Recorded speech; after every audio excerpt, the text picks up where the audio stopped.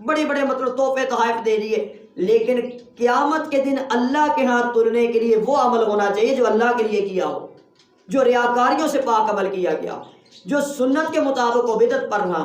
وہ عمل جو حلال حرام کے اوپر ہو۔ یعنی آپ سورت کا خلاصہ ایسے سمجھیں کہ سورت میں آخر تک یہ بتایا گیا کہ اعمال کون سے قبول ہوتے ہیں، سیدھے اعمال کون سے ہوتے ہیں، قرآن ٹیڑھ کیا دور کر رہا ہے، تمہارے اپنے اپنے بنائے ہوئے عقیدوں کو کیسے رد کر رہا ہے کہ توحید پہ رہو، شرک پر نہ رہو، پھر عمل قبول ہوں گے۔ درمیان میں پھر حلال حرام کی بات کی گئی کہ حلال پہ رہو، حرام پہ نہ رہو ورنہ سب کچھ تباہ ہو جائے گا۔ پھر درمیان میں اتباع کی، اطاعت کی، ادب کی بات کی گئی، ادب پہ رہو، اتباع پہ رہو ورنہ سارے اعمال برباد ہو جائیں گے، یعنی بدعت پر نہ چلو، سنت پر چلو۔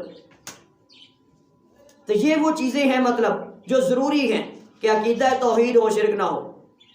سنت و بدعت نہ ہو، حلال کمانے والا حرام کھانے والا نہ ہو، اور ریاکاری کرنے والا نہ ہو، اللہ کی رضا کے لیے عمل کرنے والا ہو۔ تو اس پر مطلب اعمال بتائے جا رہے ہیں کہ یہ وہ سیدھی سچی کتاب ہے جو تمہارے ٹیڑھ دور کر کے تمہیں وہ عمل دے گی، اگر وہ عمل کرو گے تو کل قیامت کے دن تلے گا، ورنہ تمہارے بدعت کے عمل کا کوئی اجر نہیں ملے گا، تمہارے کفر کے عمل کا کوئی اجر نہیں ملے گا، تمہارے حرام کے عمل کا کوئی اجر نہیں ملے گا، ریاکاری کے عمل کا کوئی اجر نہیں ملے گا۔ یعنی اللہ کے لیے کیا ہو اس میں ہے فَمَن يَعْمَلْ مِثْقَالَ ذَرَّةٍ خَيْرًا يَرَهُ، کہ ایک ذرہ برابر بھی میرے لیے کیا ہوا نا، جس میں ریاکاری نہ ہوئی، جس میں شرک نہ ہوا، جس میں بدعت نہ ہوئی، جس میں حرام نہ ہوا۔ تو حافظ عبدالمنان نورپوری رحمۃ اللہ علیہ کی ایک کتاب میری نظر سے ایک مرتبہ گزری تھی، 11 چیزیں انہوں نے ذکر کی تھی اس کے لیے کہ جو کہا جاتا ہے نا ایک رائی کے دانے کا ایمان، کہ ایک رائی کے دانے کا ایمان بھی ہوا نا، وہ بندہ جہنم سے نکال کے جنت میں داخل کیا جائے گا۔ بعد دلائل بڑی بڑی 11 چیزیں انہوں نے ثابت کی تھی کہ یہ 11 چیزیں جس انسان میں ہوں گی اس میں ایک رائی کا دانہ ہوگا۔ تو آج ہم بدعت کا کام کر کے سمجھتے ہم نے نہیں جنت میں جانا تو کس نے جانا ہے، ہم حرام مال سے صدقہ کر کے سمجھتے ہم نے نہیں جنت میں جانا تو کس نے جانا ہے، ہم ریاکاری کا کام سمجھ کر کے سمجھتے ہم نے نہیں جنت میں جانا تو کس نے جانا ہے، ہم رسم پہ عمل کر کے اپنی نیتوں کو خالص کر کے سمجھتے ہم نے نہیں جنت میں جانا تو کس نے جانا ہے۔ بڑے حساس معاملے ہیں، ایسے ہی نہیں اتنا نکھار کے اتنے واقعات سے اتنے ادب سے اس صورت کو لایا گیا۔ ذالک جزاؤہم جہنم، یہ ان کی سزا ہے جہنم، بما بوجہ اس کے کافر انہوں نے کفر کیا، واتخذوا آیاتی ورسلی ہزوا، اور انہوں نے بنایا میری آیتوں کو، میرے رسولوں کو مذاق بنا کے رکھ دیا۔ میرے نبی کی سنت ہوتی وہ مذاق اڑا دیتے، کوئی بات نہیں سنت ہی تو ہے۔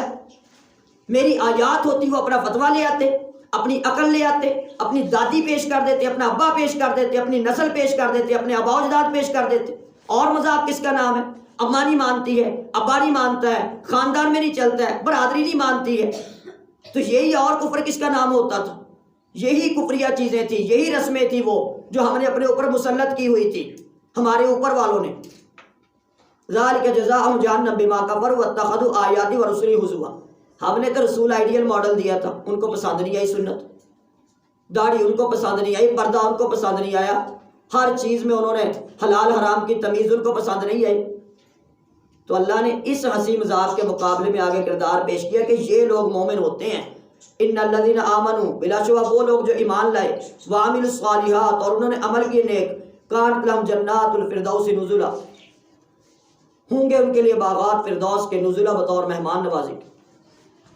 خالدین اس حال میں کہ وہ ہمیشہ رہیں گے، فیہا ان میں، لا یبغون عنہا حولا، نہیں وہ چاہیں گے ان سے جگہ بدلنا۔ یعنی اتنا خوبصورت منظر ہوگا کبھی کوئی سوچے گا بھی نہیں کہ اب اس سے آگے کوئی ترقی، کوئی بدلنا، کوئی سلسلہ، دل سے راضی ہوں گے۔ اور اللہ ان کی مہمان نوازیاں کر کر کے خود پوچھے گا، بتاؤ میرے جنتیوں، بتاؤ میرے مہمانوں، کوئی مہمان نوازی میں کمی رہ گئی ہو، کسی کی چاہت پوری نہ ہوئی ہو، کسی کو اور طلب کا معاملہ ہو؟ یعنی میزبان ان کا اللہ ہوگا، اپنے فرشتوں کو بھیجے گا، غلمان کو، حوروں کو، اور ان سے ان کے پاس پیغام آئیں گے، اللہ کے سلام آئیں گے، اللہ اپنی زیارتوں کے لیے بلائے گا، جمعے کی جمعے اللہ کی زیارت کے سلسلے ہوا کریں گے۔ لیکن جس نے دنیا میں جمعے کو مانا ہوگا، جس میں ایمان ہوگا، نہیں تو جس سے پوچھے کیوں آج پیپر تھا جی، اسکول سے چھٹی لیٹ ہوتی ہے جی، آفس سے چھٹی لیٹ ہوتی ہے جی، جمعہ نہیں پڑھا ہے، لیٹ ہو گئے ہیں، تو مطلب ہم نے تو یہ جمعے کے دن پڑھنے کی صورت ہے نا، جمعہ مسلمانوں کی آزمائش کا دن بھی ہے، عبادت کا دن ہے، جیسے یہودیوں کی آزمائش کا بھی تھا کہ اس دن کوئی کاروبار نہیں کرنا، وہ مچھلیاں پکڑتے، قردۃ خاسئین، اللہ نے ذلیل و رسوا کر دیا، بندر بنا دیا، خنزیر بنا دیا۔ آج ہماری بھی وہی شکلیں ہیں، ہم بندروں خنزیر کی طرح زندگیاں گزارنے پہ مجبور ہو چکے ہیں، قرآن سے بغاوت کر کر کے، جمعے سے بغاوت کر کے، نماز سے بغاوت کر کے، سنت سے بغاوت کر کے، حلال سے بغاوت کر کے، قرآن کے مقابلے میں اور کتابیں پڑھ پڑھ کے، ان پہ پیسے لگا کے، محنتیں کر کے کہاں سے کہاں ذلیل ہو گئے، اور آج ہم اس کے لیے شیطانی دلیلیں بھی پیش کرتے ہیں، ہمارے بڑے بھی کرتے ہیں، کالج یونیورسٹی کا بھی پروفیسر بھی کرنے لگ جاتا ہے، ڈاکٹر اینکر بھی بیٹھ کے مذاق اڑاتے ہیں، دین والوں کا مذاق اڑاتے ہیں۔ اس کے علاوہ ہمیں دیا کیا میڈیا نے؟ اس کے علاوہ آپ کے اسکولوں کی تعلیم نے دیا کیا ہے؟ ہم نے تو جس کو اپر پہ جا کے دیکھا یہی کرتوت کرتے دیکھا۔ جو جتنا زیادہ پڑھا لکھا ہوگا وہ اتنا ہی زیادہ دین کے خلاف تعویل کرے گا، دین کے خلاف بات کرے گا۔ ان الذین آمنوا وعملوا الصالحات، بلا شبہ وہ لوگ جو ایمان لائے اور انہوں نے عمل کیے نیک، یعنی نیک عمل سے مراد نیک نیت سے اپنے رب کے لیے عمل کیا ہو، کانت لہم جنات الفردوس نزلا، تو ان کی مہمان نوازی، جنت ہے ان کی مہمان نوازی کے لیے، خالدین، وہ ہمیشہ رہیں گے، فیہا اس میں، لا یبغون عنہا حولا، نہیں وہ چاہیں گے اس سے بدل۔ قل لو کان البحر، کہہ دیجئے اگر ہو جائے سمندر کا پانی روشنائی، مدادن سیاہی بن جائے، سمندر کے پانی کو سیاہی بنا لیا جائے، مداد لکلمات ربی، میرے رب کی باتوں کو لکھنے کے لیے، انعامات کو لکھنے کے لیے، واقعات کو لکھنے کے لیے، عظمتوں کو لکھنے کے لیے، احسانات کو لکھنے کے لیے، اس کے کارناموں کو لکھنے کے لیے، لنفد البحر، تو یقیناً ختم ہو جائے گا سمندر، قبل اس سے پہلے ان تنفد کلمات ربی، یہ کہ ختم ہوں باتیں میرے رب کی، ولو جئنا بمثلہ مددا، اگرچہ ہم لے آئے اس کی مثل ایک اور سمندر، اور سبعۃ ابحر، 7 مرتبہ کے بھی الفاظ ملتے ہیں کہ 7 مرتبہ روئے زمین کا سارا پانی سیاہی بنا لیا جائے، اور سارے درختوں کو کلمے بنا لیا جائے، اور رب کے احسانات لکھنے شروع کیے جائیں، اس کی حمد لکھنی شروع کی جائے، الحمدللہ سے شروع ہوتی ہے نا، اس کے کارنامے لکھنے شروع کیے جائیں، اس کے پاس جو ہماری ہسٹریاں وہ لکھنی شروع کی جائیں، اور کرتے کرتے زندگی میں ساری کلمے گھس کے ختم ہو جائیں، کوئی طاقت ہی نہیں رکھتا۔ وَإِن تَعُدُّوا نِعْمَةَ اللَّهِ لَا تُحْصُوهَا، اور آخری فیصلہ یہ کیا، یعنی پہلا فیصلہ تو یہ ہے کہ سمندر کو سیاہی بنا لیا جائے، درختوں کو کلمے بنا لیا جائے، پھر بھی اللہ کے کلمات نہیں لکھ سکتے، پھر کہا 2 مرتبہ ایسا کر لیجئے، پھر بھی نہیں لکھ سکتے، پھر کہا 7 مرتبہ ایسا کر لیجئے، پھر بھی نہیں لکھ سکتے، پھر آخری قول اس پہ جو آتا ہے وَإِن تَعُدُّوا نِعْمَةَ اللَّهِ لَا تُحْصُوهَا، تم یہ کام کر ہی نہیں سکتے، سارے جن فرشتے انسان مل کے بھی اللہ کی شانیں لکھنا شروع کرو، اللہ کی عظمتیں لکھنا شروع کرو، اللہ کے احسان لکھنا شروع کرو، اللہ کے کارنامے لکھنا شروع کرو، وہ ہر چیز ختم ہو جائے گی، رب کی شان ختم نہیں ہوگی۔ قل انما انا بشر مثلکم، کہہ دیجیے یقیناً میں تو بشر ہوں، مثلکم تمہاری ہی طرح، انسان ہوں، میں کھاتا ہوں، پیتا ہوں، چلتا ہوں، بیویاں ہیں، بچے ہیں، سوتا ہوں، جاگتا ہوں، تکلیف ہوتی ہے، غم لگتے ہیں، چوٹیں لگتی ہیں، ہجرتیں کرنی پڑتی ہیں، سردی لگتی ہے، گرمی لگتی ہے، انسانوں سے پیدا ہوا ہوں، انسانوں والے سارے معاملے میرے ساتھ بھی ہیں،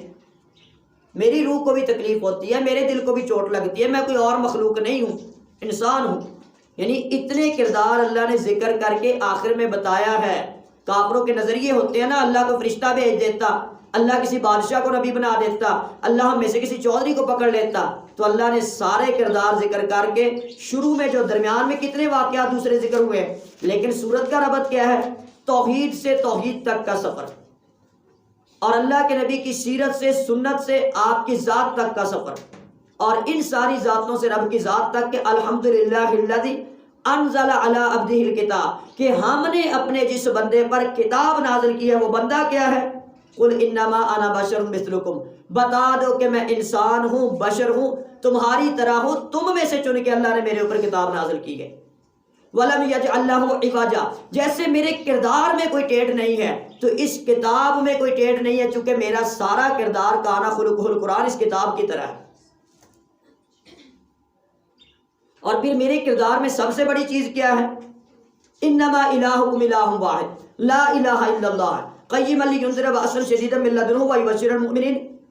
وَيُبَشِّرُ الْمُؤْمِنِينَ الَّذِينَ يَعْمَلُونَ الصَّالِحَاتِ أَنَّ لَهُمْ أَجْرًا حَسَنًا مَاكِثِينَ فِيهِ أَبَدًا وَيُنذِرُ الَّذِينَ قَالُوا اتَّخَذَ اللَّهُ وَلَدًا. یعنی انبیاء کے کردار میں سب سے بڑی چیز کیا ہے؟ بشر ہونے کے ناطے، انسان ہونے کے ناطے تکلیفیں آتی ہیں، غم آتے ہیں، اس کے باوجود لا الہ الا اللہ،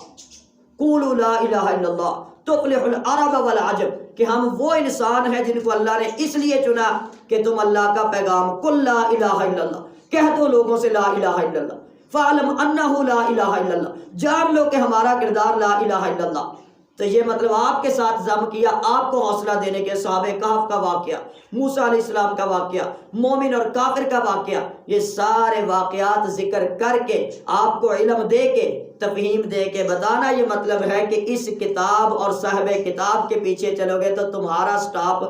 جنت الفردوس ہے، کانٹلم جنات الفردوس نزل، یعنی یہ کتاب آپ کو جنت الفردوس میں پہنچائے گی. میں یقین سے کہتا ہوں کہ اس کتاب سے ہٹی ہوئی کوئی کتاب جنت الفردوس میں نہیں پہنچائے گی، وہ کتاب انسان کو پہنچائے گی. تو جو دوسرا مقام ہے نا انا اعتدنا جہنم للکافرین نزلا، کہ ہم نے تیار کر رکھی ہے میزبانی پھر جہنمیوں کے لیے جہنم میں، وہ وہاں پہنچائے گی. یہ اللہ نے بتایا کہ اپنے ٹیڑھ ختم کرو، مکر ختم کرو، فراڈ ختم کرو، دلائل ختم کرو، جھوٹی ادائیں ختم کرو، یہ جو ملمہ سازیاں ختم کرو، آنا ہے تو حقیقت کی طرف آؤ. قل انما انا بشر مثلکم یوحی الی انما الہکم الہ واحد فمن کان یرجو لقاء ربہ. چنانچہ جو شخص کے وہ امید رکھتا ہے لقاء ربی، اپنے رب سے ملاقات کی، یعنی جس کا بھی دل کرتا ہے اپنے رب سے ملاقات کرنا چاہتا ہے، اپنے رب کو دیکھنا چاہتا ہے، شانہ والے رب کو، لکھ تو نہیں سکتے، بول تو نہیں سکتے، ساری کائنات کے سارے لوگ اللہ کی تعریف کرنے لگ جائیں، حمد و ثنا کرنے لگ جائیں، جن بھی، انسان بھی، ڈاکو بھی، چرند پرند بھی، بچے بھی، سارے ہمہ وقت دل سے کرنے لگ جائیں، اور اس کی سلطنت میں، اس کی شان میں ہماری تعریف کرنے سے ایک رائی کے دانے کے برابر اس کی عزت میں اضافہ نہیں ہو جائے گا. وہ ساری کائنات کو پیدا کرنے سے پہلے بھی شانوں کے لائق ہے، پیدا کرنے کے بعد بھی. وہ کسی کے مطلب کوشش سے یہ نہیں کہ اس میں کوئی اضافہ ہو جائے گا، کمی ہو جائے گی. اور ساری دنیا کے سارے انسان، جن فرشتے اس کے نافرمان بن جائیں، اور اتنے نافرمان بن جائے جتنا اللہ کے نبی نے فرمایا کہ سب سے گناہ گار انسان کی طرح سارے انسان بن جائے، ساری مخلوقات بن جائے، تو اس کی شان میں ایک رائی کے دانے کے برابر نقص نہیں آ جائے. یعنی وہ اپنی تعریفوں میں خود قابل ہے. حقیقی تعریف سے یہی مطلب ہوتا ہے کہ الحمدللہ، وہ حقیقت میں ساری تعریفیں اس کی ہیں، باقی کسی کی تعریفیں عطا کردہ ہیں، باقی صلاحیتیں عطا کردہ ہیں، لیکن اللہ وہ ذات ہے جس کی ہر صفت اس کی اپنی ذاتی ہے. فمن کان یرجو لقاء ربہ فلیعمل، ایک